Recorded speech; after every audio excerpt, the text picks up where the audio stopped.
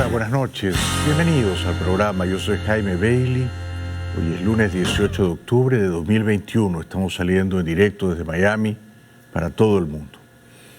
Estoy muy contento hoy porque por fin la justicia de Cabo Verde aprobó la extradición definitiva del gran pillarajo de Barranquilla, del gran ladrón colombiano Alex Saab, que fue detenido en junio del año pasado en Cabo Verde y que ahora está aquí en Miami, vistiendo el mameluco naranja que le correspondía y comenzando a cantar, porque como ustedes saben, Saab ha sido durante años testaferro del dictador venezolano Maduro y ha amasado una fortuna de 300, 400 millones de dólares robando en complicidad con Maduro y robando ambos, por supuesto, al ya bastante saqueado Estado venezolano.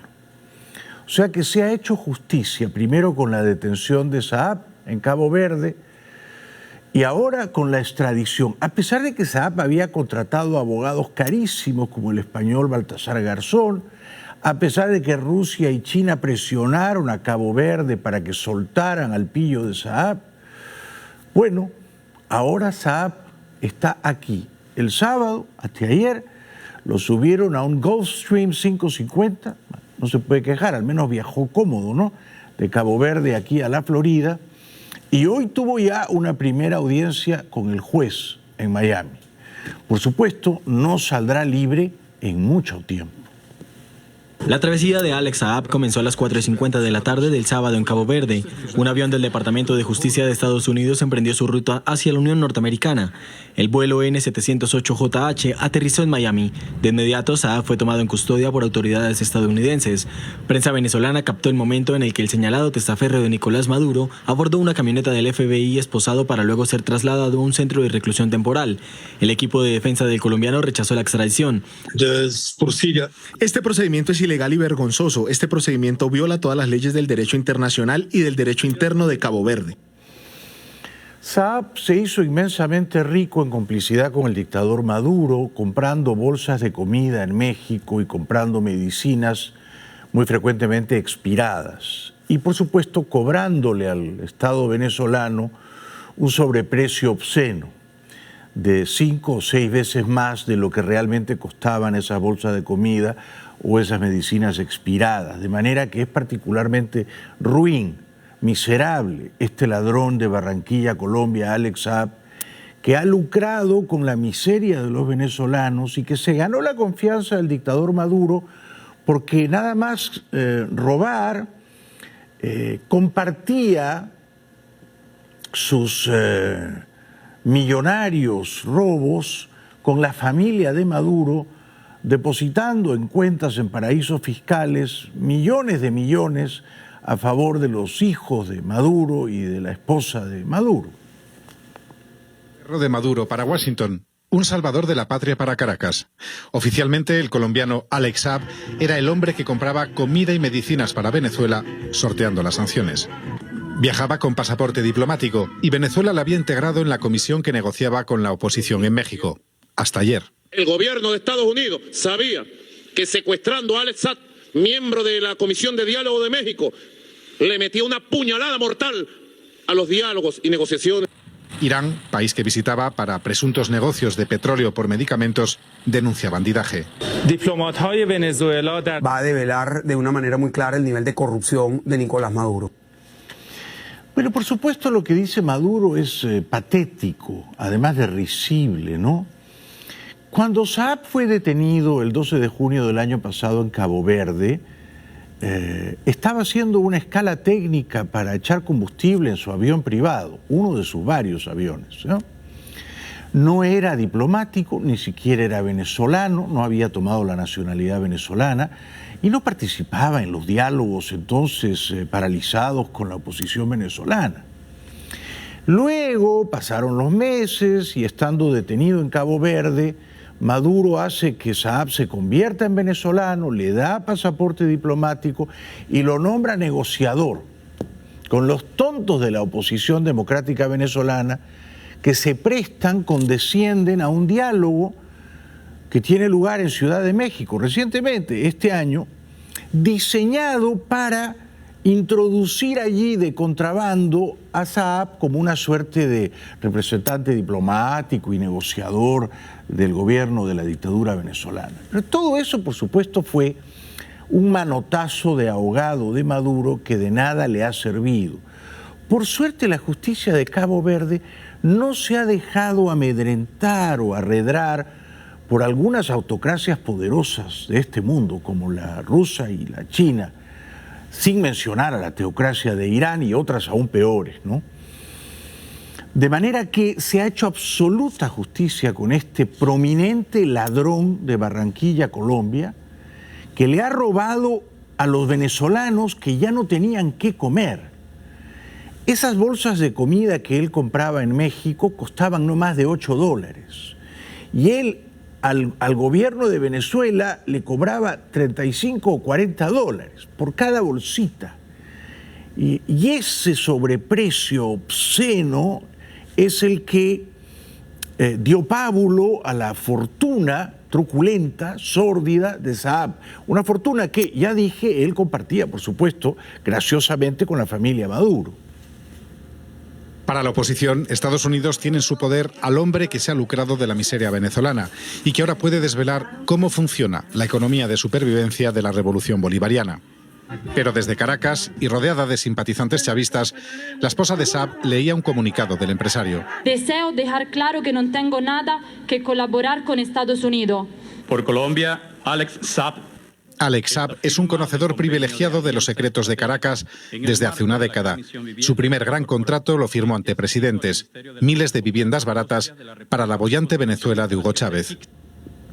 Chávez ya se estaba muriendo, estaba agonizando, cuando Saab entró en la foto. Primero para construir casas que no se construyeron, después para comprar comida y medicinas, cuando ya casi no había dólares que saquear en Venezuela. O sea que Saab llegó allí a raspar la olla, como se dice, ¿no? A robarse lo último que quedaba y a compartirlo con la familia de Maduro. Su esposa es una guapa exmodelo italiana, Camila Fabri. Me conocieron en Milán, ella era una vendedora de una tienda de ropa. Había tenido apariciones esporádicas en la televisión, es joven, tiene 25 años. Y Saab la hizo millonaria, naturalmente, ¿no? Le compró en Roma, en la Vía Condotti, en el edificio de Bulgari, un apartamento suntuoso de 5 millones de euros. Es comprensible que la señora Fabri esté ahora derramando lágrimas consternadas. Llega entonces el ladrón barranquillero aquí a Miami. Aquí va a cantar, por supuesto, cuestión de tiempo, ¿no? Él ha dicho que no va a cantar, pero yo creo que al final sí va a cantar. Y llega custodiado y esposado. Custodiado y esposado. Así pisó suelo estadounidense el presunto testaferro del presidente de Venezuela. Alex Saab fue extraditado de Cabo Verde, donde tenía más de un año. Was kidnapped today by United States. Tanto el abogado de Saab y el gobierno venezolano calificaron su extradición como un secuestro. Desde Caracas comenzaron las represalias, además de suspender el diálogo con la oposición, que debió reiniciar este domingo. Trasladaron a una cárcel a los 6 funcionarios estadounidenses de la petrolera Citgo, condenados por presunta corrupción. El grupo estaba en arresto domiciliario. Él nos llamó alrededor de las 9 de la noche, hora local, aquí en Lake Charles, y me confirmó que se encuentra nuevamente detenido. En represalia por la extradición de Saab, temeroso de todo lo que pudiera revelar Saab, el dictador Maduro mete de nuevo en prisión a 6 ex ejecutivos de la filial Citgo, que tenía un número importante de gasolineras aquí en Estados Unidos, filial de la petrolera PDVSA. De esos 6, 5 poseen nacionalidad de Estados Unidos. ¿Qué hacían esos 6 trabajando en Citgo de Maduro? Bueno, hubiera sido juicioso que no lo hicieran, ¿no? Solitos se han metido ahora en este jardín de espinas, ¿no? Y seguramente Maduro no los va a soltar mientras Saab esté aquí encarcelado, ¿no? Por supuesto, es una demostración más de que en Venezuela no hay justicia, ¿no? se enfría el diálogo, pero ese diálogo era una farsa, era una pantomima, que había montado la dictadura venezolana con la oposición, que se deja montar, dicho sea de paso, en Ciudad de México. Termina porque, muy indignado, el representante de la dictadura, el gallinazo sin plumas de Jorge Rodríguez, suspende indefinidamente el diálogo, agraviado él porque le han detenido al ladrón barranquillero de Alex Saab. Denise Badel, esposa de Tomeo Badel, uno de los empresarios, describe como una pesadilla la tormenta política en la que se encuentra su marido y los otros ejecutivos. No podemos estar jugando con vidas humanas. Hay que respetarlos. Son vidas humanas y no solo son ellos, son todas las familias que estamos sufriendo por ellos. Hay que tener corazón. El senador Rick Scott aplaudió la extradición, declarando que no se detendrán hasta que haya libertad en Venezuela. Por su parte, el senador Marco Rubio dijo que nadie del régimen debe descartar que algún día se enfrente a la justicia por sus crímenes. Yo no quiero ser aquí, digamos, impertinente, ¿no?, con los familiares de estos 6 ejecutivos de Citgo que ahora están presos y, por supuesto, pido su liberación, ¿no? Pero si tú entras a trabajar en la empresa estatal de una dictadura cruel como la venezolana, te estás exponiendo a que te ocurren estas cosas, ¿no? Te van a pagar un buen salario, vas a vivir en Estados Unidos, pero eres ejecutivo de la empresa estatal de una dictadura corrupta, que se lo ha robado todo. Entonces después, si las cosas terminan mal, no puedes decir tuve mala suerte, no, tomaste una mala decisión. Ahora sí se suspende el diálogo en Ciudad de México. 13 de agosto de 2021. Todas las miradas se centraban en este nuevo intento de encontrar una salida a la crisis en Venezuela tras 5 años de fracasos en negociaciones anteriores. Pero ahora, tan solo 2 meses después, y con un impasse ya en septiembre, las relaciones entre el gobierno y la oposición vuelven a enfriarse. Nuestra delegación anuncia que suspende su participación en la mesa de negociación y diálogo, como expresión profunda de nuestra protesta frente a la brutal agresión contra la persona y la investidura de nuestro delegado Alex Saab Morán. Es un chiste, ¿no? Este amanuense patético de la dictadura, Jorge Rodríguez, ¿no? Brutal agresión, ninguna brutal agresión. Fue detenido en justicia, puesto que la policía del mundo lo buscaba, y lo buscaba por ladrón. Y es un gran conspicuo ladrón, Alex Saab. Pero además no le ha robado, qué sé yo, a un banco, que duele menos, ¿no? Le ha robado a un país donde ya no había nada más que robar. Ha robado en los últimos años, cuando ya quedaban pocos dólares. Se ha arrastrado como una serpiente este Saab para robarse 300, 400 millones de dólares, sacándoles comida de la boca a los venezolanos famélicos desnutridos. Esto es lo que ha hecho Saab. Merece cadena perpetua en lo que a mí respecta. Y está muy bien que lo hayan extraditado. Y es una necedad que vengan a este canal mamertos, papanatas, a decir que no hay pruebas contra Saab y que lo van a liberar. El empresario colombiano Alex Saab fue extraditado este sábado a Estados Unidos desde Cabo Verde. Allí estaba detenido desde junio de 2020, acusado de lavado de dinero y de manejar presuntamente un entramado de corrupción en Venezuela. Según revelaron las investigaciones del periodista venezolano Roberto Denis, el gobierno de Venezuela le habría entregado a Saab contratos de cientos de millones de dólares para ventas de alimentos, obras públicas y viviendas, mientras el país atravesaba una de las peores crisis de su historia. Según las investigaciones, Saab habría iniciado sus actividades con el Palacio de Miraflores en 2011, pero había negado sus vínculos con Nicolás Maduro. Los excelentes periodistas venezolanos de Armando.info, muchos de los cuales ahora están, por supuesto, en el exilio, les mando un abrazo, han demostrado el latrocinio perpetrado por Saab, los sobreprecios pagados por las bolsas de comida, por las medicinas a menudo expiradas. Se han encontrado las cuentas en Andorra a nombre de los hijos de Maduro y de Cilia, por 100 millones de euros a cada uno para comenzar. Entonces, decir que no hay pruebas contra Saab es un chiste de mal gusto. Si no hubiera pruebas contra Saab, Cabo Verde lo habría liberado. Saab tenía al superestrella abogado español, Baltasar Garzón, que creo que le ha cobrado 6 millones de euros. Lo habrían liberado si no habría pruebas contra él. Por otra parte, la justicia de Estados Unidos no anda por el mundo persiguiendo a empresarios inocentes, ¿verdad? Eso no ocurre. O sea, si la justicia de Estados Unidos te persigue y mueve sus músculos para que te detengan en algún país donde todavía hay justicia, es porque hay suficientes evidencias de que has hecho trastadas, ¿no? De manera que Saab se va a quedar preso el resto de su vida. Yo no tengo ninguna duda al respecto, ninguna. Lo que es debatible es si Saab va a traicionar o no va a traicionar a Maduro. Yo creo que sí lo va a traicionar. Yo creo que Saab al final va a contar todo lo que sabe. Y por eso Maduro grita, destemplado, histérico, tiene miedo de que lo han secuestrado a Saab. Nadie lo ha secuestrado. Lo detuvo las autoridades de Cabo Verde. Lo juzgaron los tribunales de Cabo Verde, con un montón de apelaciones en el camino. Así que no se puede hablar aquí de secuestro. Nicolás Maduro intentó impedir su extradición y exigió su presencia en la mesa de diálogo en México. Caracas tildó la extradición como un secuestro de Estados Unidos en complicidad con las autoridades de Cabo Verde.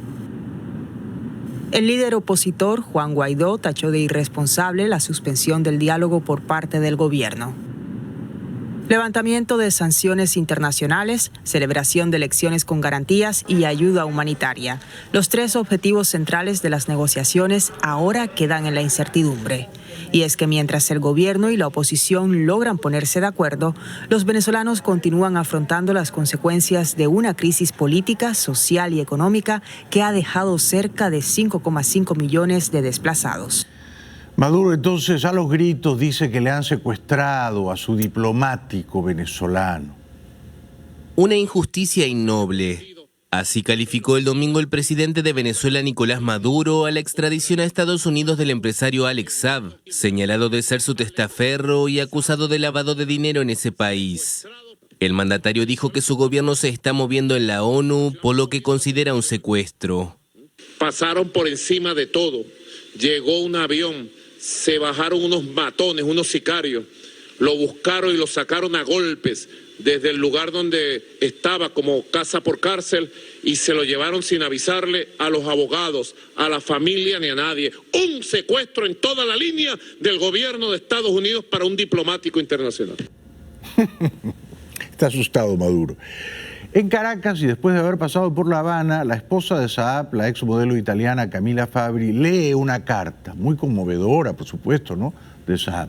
Él dice que es inocente, que no ha cometido ningún delito, que no se va a suicidar y que si lo suicidan, él no quiso suicidarse. Yo creo que la justicia y la policía de Estados Unidos no tienen ningún interés en suicidar a Saab, ¿no es cierto? El interés es que cante. Ahora, el que puede tener interés en suicidarlo es Maduro, ¿ah? Unas 300 personas, incluidos algunos ministros chavistas, arropaban en Caracas a Camila Fabri, esposa del empresario colombiano, que ha leído entre lágrimas una carta en la que él defiende su inocencia. Deseo dejar claro que no tengo nada que colaborar con Estados Unidos, que no he cometido ningún delito ni en Estados Unidos ni en ningún país. Responsabilizo totalmente al gobierno de Estados Unidos y a la oposición extremista del gobierno de Narnia por mi integridad, por mi vida en la prisión a la que me llevan. Enfrentaré el juicio con total dignidad. Declaro que estoy en pleno uso de mi razón, que no soy suicida, por si acaso me asesinan y dicen que me suicidé. Si lo matan van a ser los sicarios de Maduro, señora Fabri. Aquí en Estados Unidos la policía y la justicia no tienen ningún interés en acallar a un testigo. Y dijo lo que acabo yo de mencionar, que hay pruebas muy importantes contra él, que Colombia ha reunido, ha facilitado las pruebas y que ha lavado activos por centenares de millones de dólares, este bandido de Saab.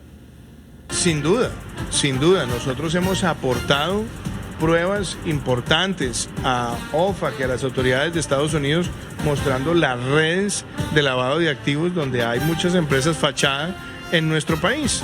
Y obviamente ese es un trabajo que también se ha venido adelantando con la Fiscalía General de la Nación y que todo esto va a permitir ponerle fin a ese entramado criminal. Y yo espero que todos los aportes que haga Alex Saab a la justicia de los Estados Unidos también muestren lo que hay detrás de esa red. Y es una narcodictadura que ha pretendido utilizar esta red para lavar dinero. Muy bien dicho, presidente Duque. Vamos a la pausa, regresamos enseguida con la sorprendente muerte del general Colin Powell, que fue secretario de Estado aquí en los Estados Unidos.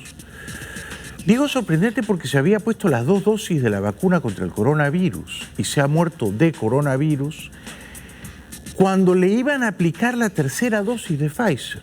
Es decir, la semana pasada le tocaba su tercera dosis.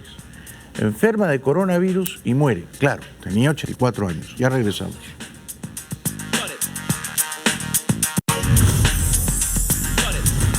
Bueno, a pesar de que estaba completamente vacunado contra el coronavirus y de que le iban a aplicar incluso la tercera dosis de Pfizer, ha muerto con 84 años el general Colin Powell, que a principios de este milenio fue secretario de Estado del presidente Bush hijo. Ha muerto aparentemente porque tenía un par de enfermedades, mieloma múltiple, que es una suerte de cáncer en las células plasmáticas que rebaja el sistema, debilita el sistema inmunológico, y tenía también Parkinson, de manera que, claro, su salud estaba debilitada, enferma de coronavirus y no pudo prevalecer. A pesar de estar completamente vacunado contra el COVID-19, Colin Powell murió por complicaciones provocadas por el virus. Durante 4 décadas, Powell se destacó en diferentes cargos públicos. El veterano de la guerra de Vietnam se desempeñó como asesor de seguridad nacional bajo la presidencia de Ronald Reagan. Incisivo y pragmático, ascendió al rango de general de 4 estrellas y en 1989 se convirtió en el primer presidente afroamericano del Estado Mayor Conjunto. Fue el arquitecto de la invasión a Panamá y la Guerra del Golfo para derrocar al ejército iraquí y expulsarlo de Kuwait en 1991. En 1996, Colin Powell estuvo a punto de ser candidato presidencial republicano. Clinton iba a la reelección y Powell habría sido un formidable candidato, pero por consejo de su esposa Alma, al final decidió no participar de la contienda republicana. En 1996, el republicano consideró la posibilidad de convertirse en el primer presidente afro, camino que no siguió por consejo de su esposa. Su legado se vio empañado en 2003 cuando compareció ante el Consejo de Seguridad de la ONU como secretario de Estado, cargo ocupado por primera vez por un afroamericano. Allí hizo afirmaciones erróneas para justificar la guerra de Estados Unidos en Irak, asegurando que Saddam Hussein había escondido en secreto armas de destrucción masiva. Saddam Hussein y su régimen no han hecho ningún esfuerzo para el desarme, como lo ha pedido la comunidad internacional. Dice este reportaje que la invasión a Irak manchó su carrera. Bueno, puede ser. Pero después fue bastante valeroso, bastante corajudo, ¿no? Él había servido a 3 presidentes republicanos. A Reagan, a Bush papá y a Bush hijo. Se presumía que era republicano. Pudo ser el candidato presidencial republicano en lugar de Bob Dole en 1996. Pero luego, e hizo bien, apoyó a Obama y apoyó a Hillary Clinton, no a Trump, y apoyó a Biden, no a Trump. Powell admitió que su intervención tenía información inexacta, lo que manchó su carrera para siempre. En 2008 rompió relaciones con los republicanos para respaldar al demócrata Barack Obama, quien se convirtió en el primer presidente afroamericano. En 2016 votó por Hillary Clinton y en 2020 apoyó públicamente a Joe Biden. Nacido en 1937 en el seno de una familia de origen jamaiquino, Colin Powell fue conocido en el sector público por su facilidad para la resolución de problemas. Se le reprochó mucho, pero claro, a toro pasado, ¿no? O sea, con el periódico de lunes, que hubiera apoyado la invasión de Estados Unidos en Irak. Powell creía en ese momento genuinamente que el dictador de Irak, Hussein, estaba escondiendo armas de destrucción masiva. Luego se demostró que no era el caso. Y él tuvo la honestidad intelectual de reconocer que se había equivocado, ¿no? Y de decir, bueno, sí, yo pensé que, pero no habían esas armas de destrucción masiva, así que reconoció que fue un error. Born in 1937, Powell was the son of Jamaican immigrants and grew up in New York City. He served 2 tours during the Vietnam War. He then served as military assistant to high-level government officials and a stint as national security advisor to President Ronald Reagan. I've chosen a seasoned professional and Frank's right-hand man here at the White House, Lieutenant General Colin Powell. He also became a 4-star general. As President George H.W. Bush's chairman of the Joint Chiefs of Staff, Powell helped guide the U.S. military to victory in the 1991 Persian Gulf War. As the Pentagon's top officer, he began the reshaping of American forces after the end of the Cold War. His famous prescription for the use of force, dubbed the Powell Doctrine, called for applying military might only with overwhelming and decisive troop strength, a clear objective and popular support. Y entonces, como les venía diciendo, él aprobó la invasión a Irak el año 2003, pero luego se arrepintió.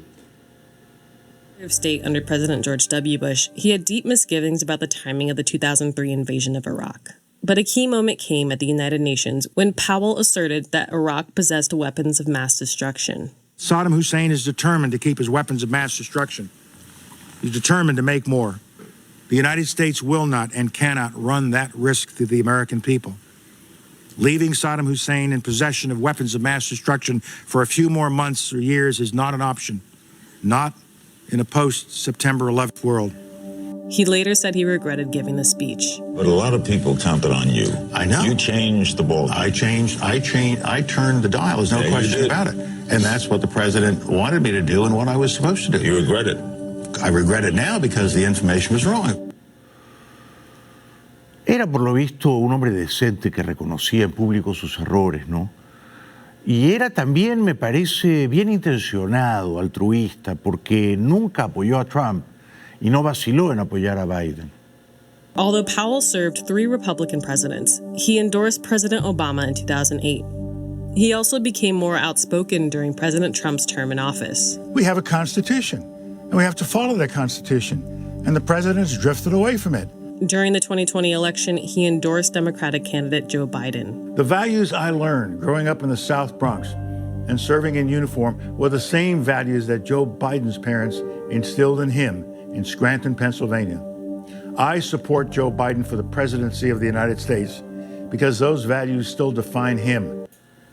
En su famosa comparecencia ante Naciones Unidas, pidiendo que el Consejo de Seguridad aprobara la invasión de Estados Unidos a Irak, cosa que no ocurrió. 2 países de América Latina, entonces Chile y México, se opusieron.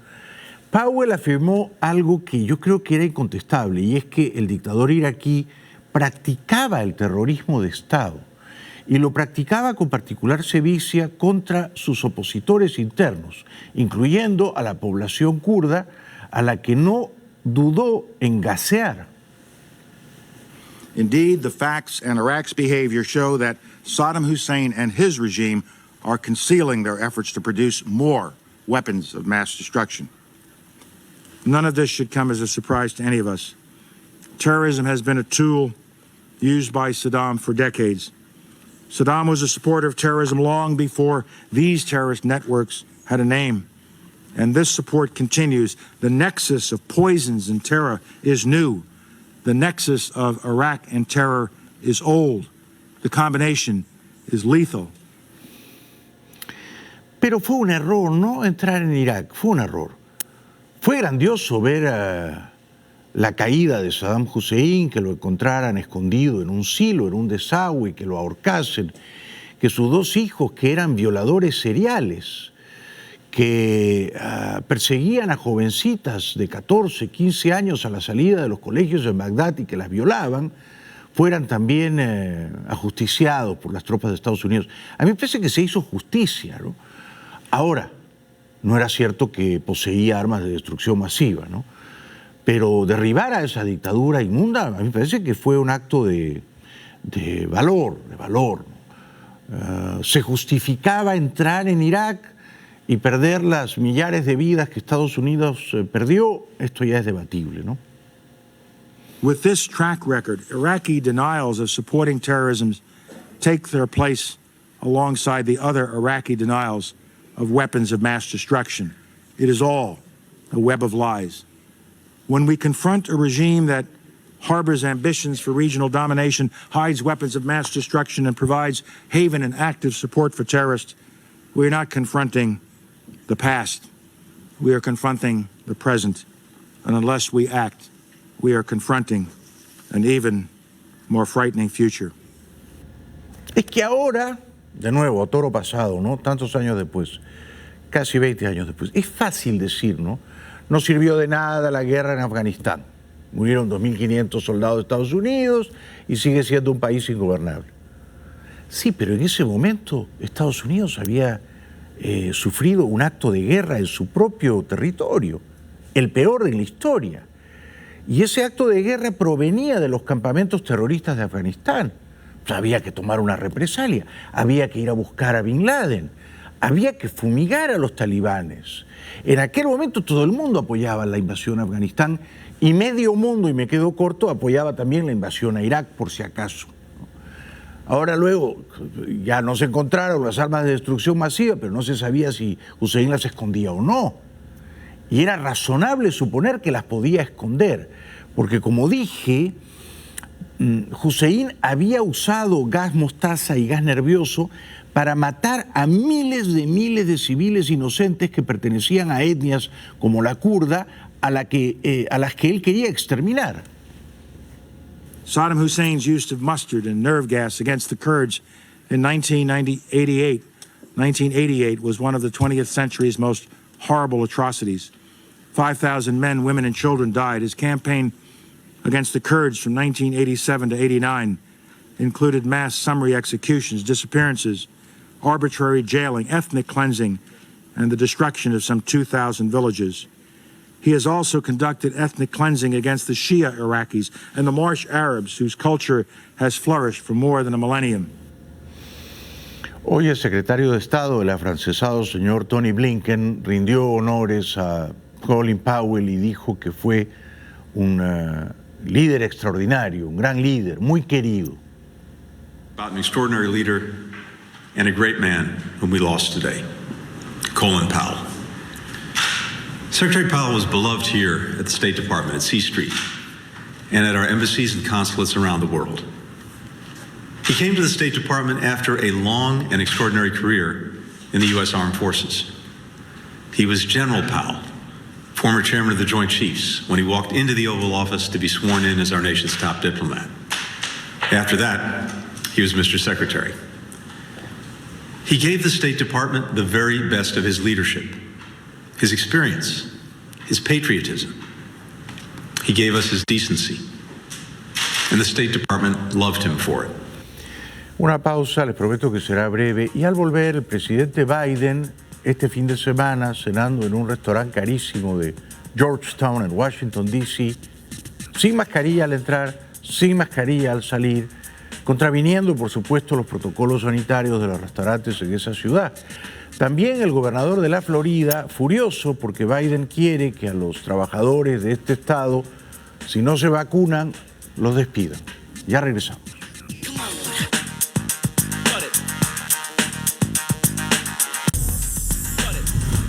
Este fin de semana, el otoñal presidente Biden fue a cenar con su esposa Jill a un restaurante de mariscos y pescados en Georgetown, carísimo por supuesto, pero no se puso la mascarilla y es un escándalo.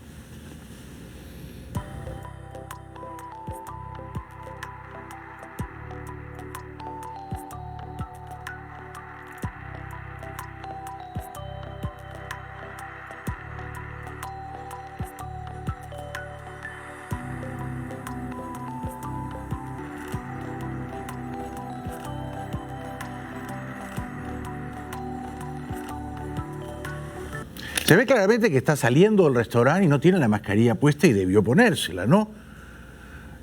Preguntada a la secretaria de prensa de Biden, la señora Psaki, al respecto, evadió la cuestión o de algún modo disculpó al presidente. Ben, there is a mask requirement inside D.C. restaurants, yet President Biden and the First Lady were not wearing masks while walking around a D.C. restaurant on Saturday. Why?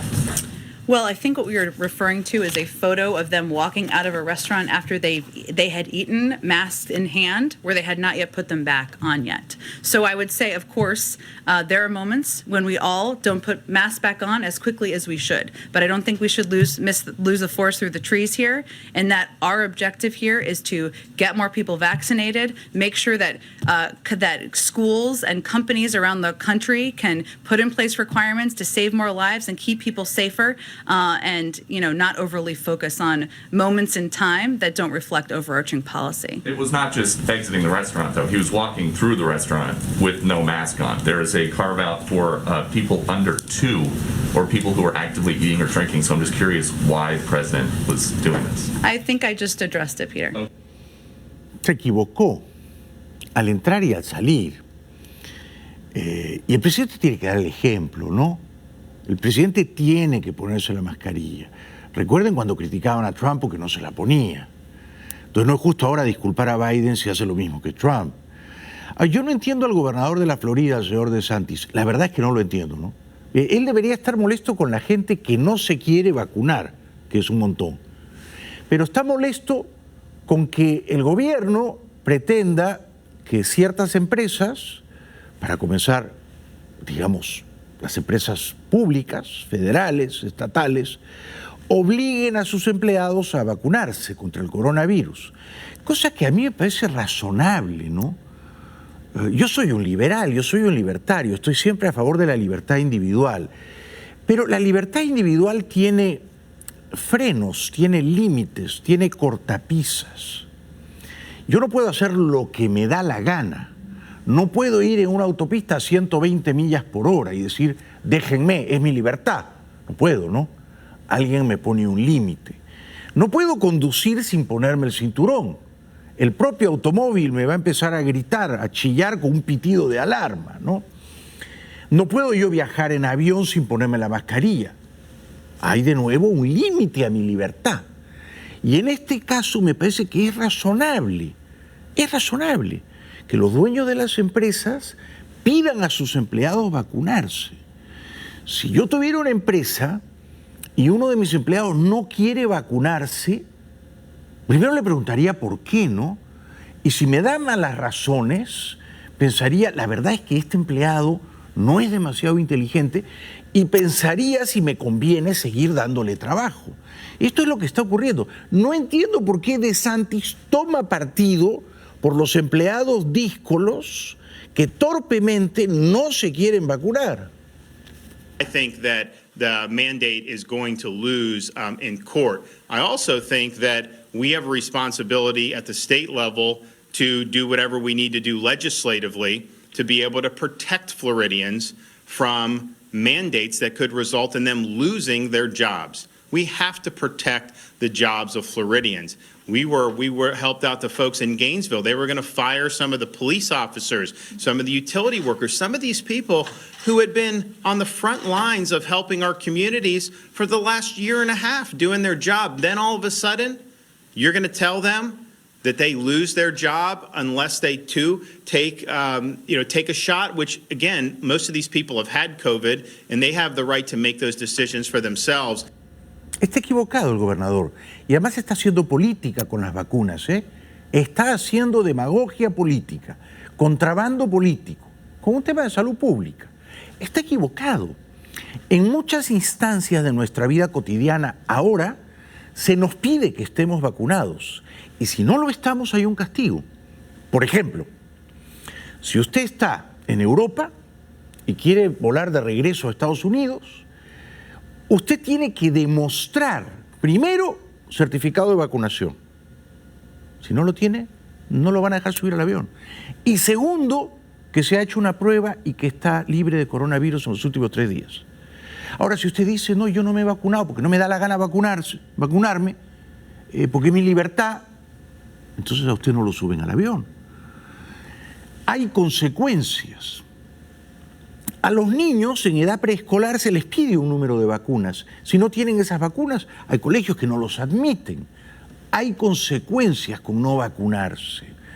De manera que es perfectamente razonable que las empresas pidan a sus trabajadores vacunarse, y si un trabajador tiene un comportamiento que es a todas luces irracional, incomprensible desde el punto de vista de la razón, de la ciencia, de proteger su salud y de proteger la salud de los demás, entonces ese trabajador va a ser separado. Vamos a ver, no vacunarse es un acto idiota, autodestructivo. ¿Qué haría una empresa si descubre que un empleado todos los días incurre en un acto idiota, autodestructivo, inyectándose heroína o consumiendo opioides? ¿No lo despediría? Claro que lo despediría. Porque esa empresa diría, esta persona está usando su libertad de una manera estúpida. Se está autodestruyendo. Bueno, forzando la metáfora, se puede afirmar que una persona que va a trabajar sin vacunarse, que puede vacunarse y no se vacuna, está usando su libertad de una manera estúpida y está poniendo en riesgo a los demás. Por lo tanto, se expone a unas consecuencias que yo no creo que sean necesariamente injustas, pero el señor DeSantis sí cree que son injustas. So I just think it's fundamentally wrong to be taking people's jobs away, particularly given the situations that we see ourselves facing with the economy, where you need people in a lot of these key areas. What's going to happen with these hospitals if these mandates are allowed to go in where they already need more nurses? So what, you're going to end up doing this? And if even a small fraction of those nurses decide to go somewhere else or to leave, man, you're going to have huge problems. Now, fortunately, our hospitalizations have been going down so dramatically that we're in good shape. But these others, the northern states, they're all rising, and they're likely to face similar wave that we saw this summer. Yo estoy radicalmente en contra de lo que dice DeSantis. Si una enfermera no se quiere vacunar contra el coronavirus y trata con pacientes que tienen coronavirus, yo creo que esa enfermera está usando muy mal su libertad. Tan mal que se justifica que le digan, ¿sabe qué? Mejor no venga usted a trabajar hasta que se vacune. No, que es una injusticia, que es mi libertad, que yo no me quiero vacunar. Perfecto, no se vacune, pero no venga por acá. Este es un hospital, la necesitamos vacunada, ¿no? Y además se presume que el personal médico tiene cierto grado de instrucción que lo induce a comprender el beneficio de vacunarse. O sea, DeSantis está haciendo política con este tema. En lugar de decirle a la gente, por favor, vacúnense, está diciendo, no tienen derecho a exigirnos, a obligarnos a que la vacuna sea mandatoria. Con lo cual termina arengando a la gente a que no se vacune. Y eso es un error. So that's just the reality. It's not good policy. It's not good policy to destroy someone's livelihood, to take their job away. It's also not good policy to unilaterally impose a mandate that you don't have authority to impose. The OSHA does not have this authority. There's no statutory basis for it. This is a total reach that they're doing. It's also, of course, bad for the economy when you could potentially cause people to fall out of the workforce as a result of this. No, está equivocado. Y él pone los ejemplos del policía y de la enfermera, que son dos ejemplos emblemáticos, porque son personas que sirven a la comunidad, ¿correcto? Pero al servirla están en contacto permanente con ella, ¿de acuerdo? El policía y la enfermera tratan en la distancia corta con las personas. Entonces, un policía y una enfermera que no se quieren vacunar, pueden hacerlo, tienen la vacuna ahí y no se quieren vacunar. Se exponen a contagiarse naturalmente, ¿no? ¿O no? Si uno está doblemente o triplemente vacunado, es más improbable que uno se contagie. Ahora bien, se exponen a contagiarse. Y una vez infectados, se exponen a tener síntomas más o menos severos. Y en cualquier caso, exponen a las personas con las que tratan de la comunidad, el policía y la enfermera, a contagiarlas. Aun si ellas están vacunadas. Porque hemos visto con Colin Powell que el vacunado también se puede morir de coronavirus, si tiene problemas, condiciones de salud subyacentes. De manera que el punto aquí es que yo creo que un político serio, y DeSantis no me lo parece, debería decirle a la gente, a sus electores, por favor vacúnense, sobre todo si usted es policía o enfermera. Él hace lo contrario. Él dice, si eres policía, si eres enfermera, que no te obligan a vacunarte, no tienen derecho. Y no te vacunes, y si no te vacunas, nadie tiene derecho a despedirte. Y yo creo, siendo un tema debatible, no voy a pontificar acá, pero yo sí creo que una enfermera que no se vacuna, o un policía que no se vacuna, está demostrando muy poca competencia profesional para ejercer el cargo que debe desempeñar. Y entonces pone en entredicho si conviene o no seguir pagándole, ¿no? Ya regresamos.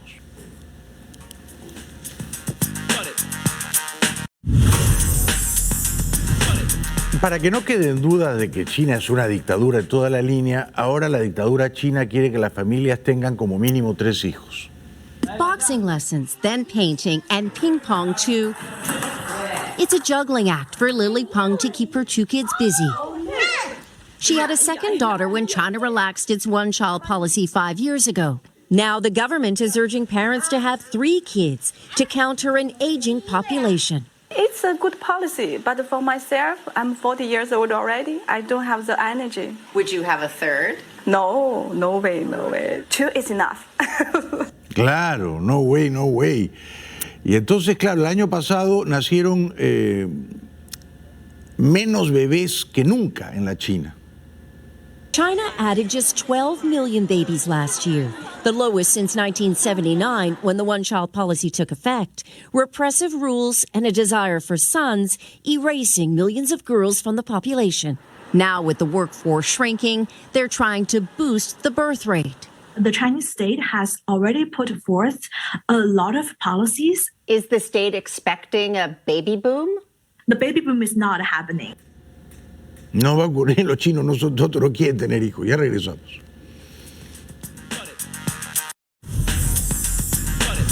Esto fue todo por hoy. Quiero saludar con mucho cariño y con profunda gratitud a la gente que nos ve en Costa Rica y al canal que emite este programa, Canal 8 Multimedios, y a José Eduardo García Vargas, el jefe de ese canal, y a todo nuestro público costarricense que nos sigue noche a noche a las 11 en punto en Canal 8 Multimedios.